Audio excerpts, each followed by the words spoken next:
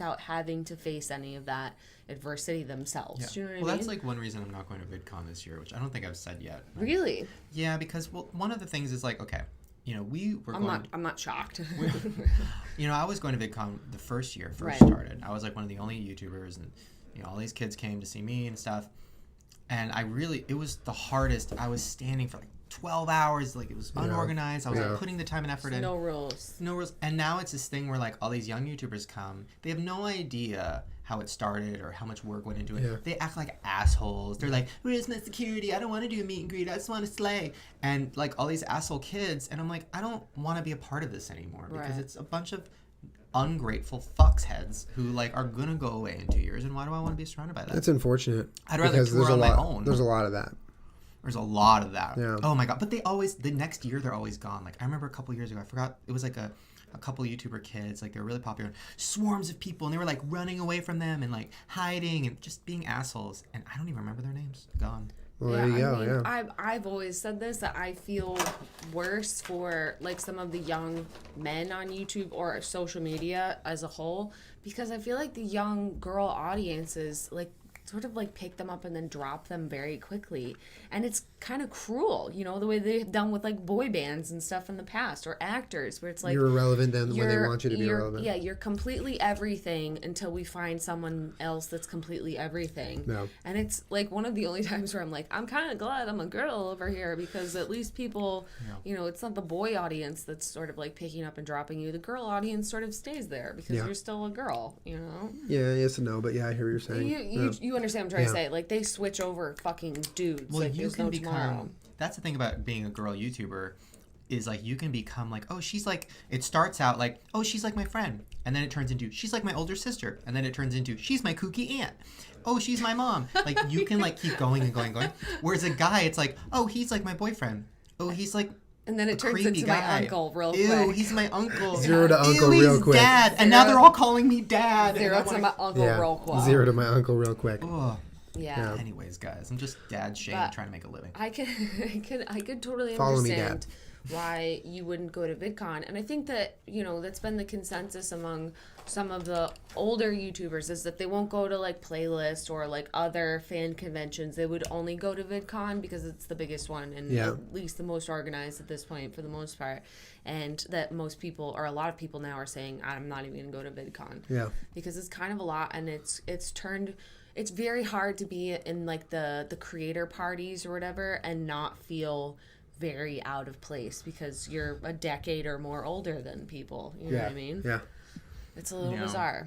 I would just rather like, you know, like the book tour to me, I met so many kids and teenagers and whatever, and I was like, oh, they're here for me. Like mostly at VidCon, it's like a bunch, maybe like 10% of the kids in your line are there for you, but most of them are like, well, Tyler Oakley's line was closed, so we'll settle for you. I'm like, I don't need to be here. Yeah. It's a weird thing from start to finish. The whole thing is very bizarre. It's weird, yeah. But I mean, I think we'll do a tour of our own. We'll do stand up. Oh, magic tricks and jokes for days. Me and Peach will ring the cowbell. And back to that though, by the way, I also think that you're one of the funniest people on fucking YouTube and beyond. Shane, you're a funny motherfucker. So fucking quick the way that you make jokes, and I can't do this. We've had this conversation a lot of times. How there's, you know, room for a lot of different types of comedy, and you know, it's not always all about making jokes and writing jokes or puns or fucking anything like that. That there's a lot of different things that could make you laugh, but the most important thing is that it's only funny if you're laughing. You know, it's only funny if it's funny, regardless of what it is. Yeah. You know what by definition. Yeah. The worst trend right now that's going on in YouTube, but also on TV, like Jimmy Fallon, like who I like, but he was not like funny. So on YouTube, when you watch a collab now, nobody's making jokes. They're just laughing at everything. And then that's supposed, as an audience member, we're supposed to be like, oh my God, this is so funny. But it's not funny. Really? Okay, this is a challenge. This is the challenge. Watch one of these collabs challenge. And try to look for a joke. They're not there. It's literally just people going, and just dying laughing. And you're like, wait, what are they? You don't even know what they're laughing at. Yeah, because they probably cut it out. Yeah, exactly. Yeah. They cut, like, if you watch Jimmy Fallon, him interviewing a celebrity, it's just him laughing at everything they're saying. Oh, God. And you're like, wait, but there wasn't a joke. Like years ago when Family Guy parodied him, they nailed it. Like he just laughs at everything. Like he looks at the camera and like laughs. He can't stop laughing. But I think he's a sweet, genuine person, so that's why he's doing well. But on YouTube, it's nuts. Like any collab, just I think fun. that's a good point. I'm gonna do the challenge later. Because these kids don't know how to make a joke. Yeah. It's literally like, let's throw pie in our face. But they're just laughing at like... I think that's why challenges and Q&As are also, common now. Because they're easy and you don't really need to write anything. Ooh, I watched a Q&A by one of these young shirtless YouTuber guys. And he was literally... It was like, question, are you horny? Yeah, I'm pretty horny right now. I'm thinking about jerking off later. Oh my God. Anyways, next question. I'm like, what? Like, that's not a joke. And now all these girls are like, ooh, fuck, yeah, he jerks off. Like, it's so creepy. It is. Yeah. Oh, well. I mean, I said when we were at whatever school, the University of Illinois, Urbana-Champaign, and someone was like, what do you do when you don't know what to do, like, for a video? And I'm like, I'm going to be straight up honest with you. I do something that doesn't require me to use my brain. So like a challenge or something like that is kind of a video to me where I'm like, I need to put something up. And that's all that you can do, because there's plenty of times in your life where you can't fucking write jokes because you need to go bang your head on something. You know what I mean? Yeah. But to rely on that as your sole form of putting anything into the world, I think is, It's nuts when you see a YouTuber that like their weekly video this is treading into shit talking territory, but whatever. Their weekly video is a challenge.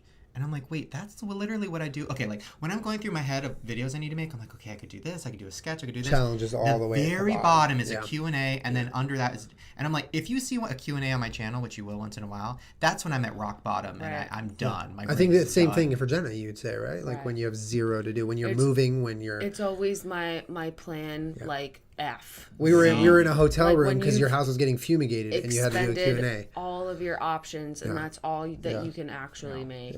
Yeah. But yeah, again, just to like point out how I feel and how I think we all feel is that there's a difference between even just what we would deem as like exciting content on the internet.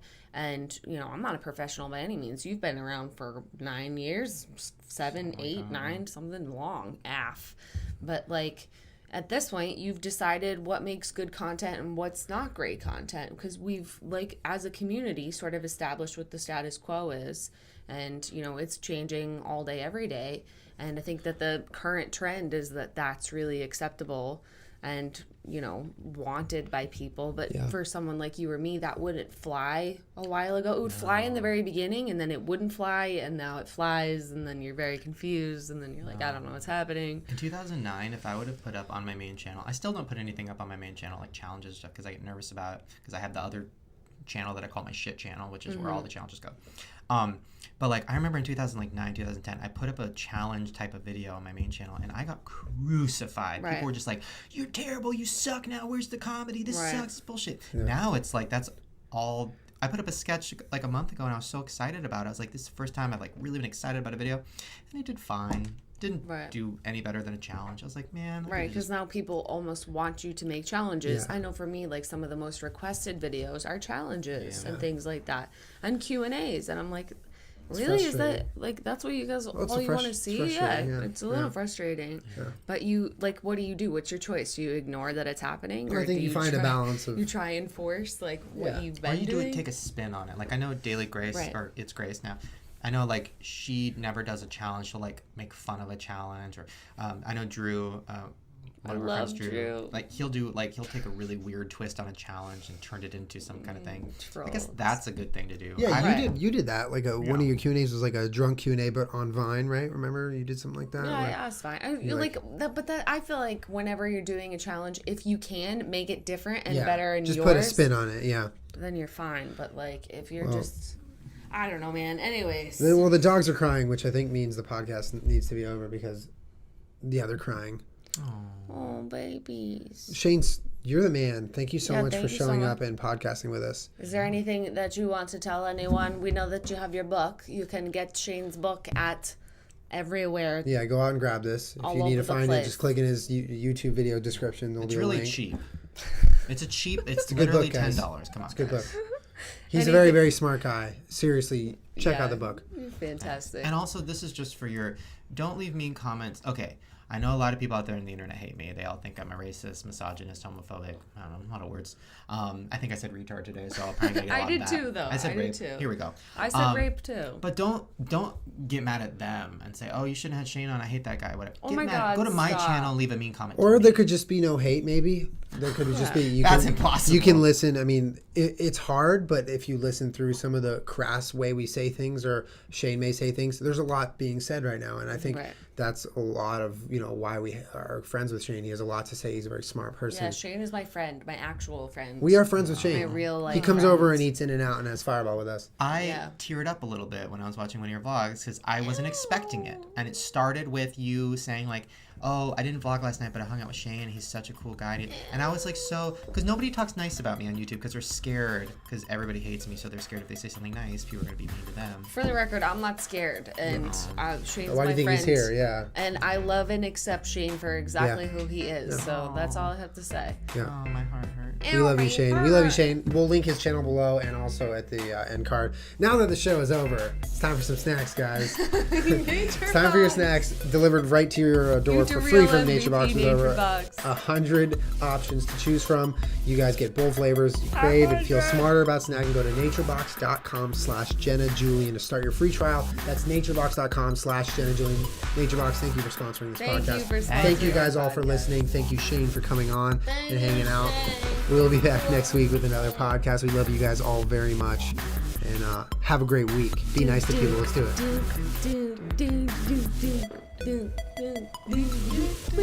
She bad though. She bad though. She bad. Nature She Box. in a club. Naturebox.com/Julien. Jenna. Julien. She bad. She bad. She bad.